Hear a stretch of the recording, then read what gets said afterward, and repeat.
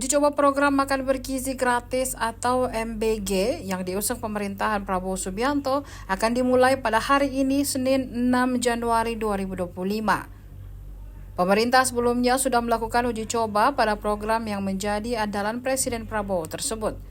Dikutip tribuntimur.com dari kompas.com, menurut Menteri Koperasi Budi Ari Setiadi, pihaknya juga dilibatkan dalam program makan bergizi gratis. Kata Budi, ada 1.923 koperasi akan dilibatkan, termasuk koperasi telur hingga sayur. Masing-masing akan menyuplai bahan yang diperlukan untuk mengelola menu makanan. Budi mengatakan, pemerintah belum menghitung total perputaran uang di desa terkait program makan bergizi gratis ini. Namun pemerintah telah mengalokasikan 20% dari total 71 triliun rupiah anggaran untuk program tersebut sepanjang tahun 2025.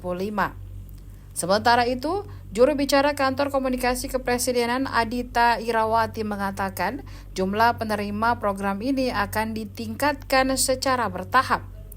Untuk Januari hingga Maret 2025 akan ada lebih dari 3 juta penerima termasuk siswa, ibu hamil, dan balita.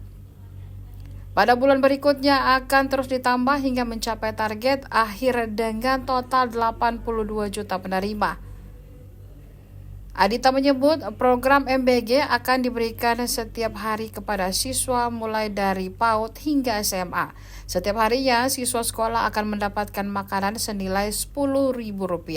Nilai tersebut di luar unsur produksi dan jasa, serta pemilihan menunya tetap mempertimbangkan angka kecukupan gizi.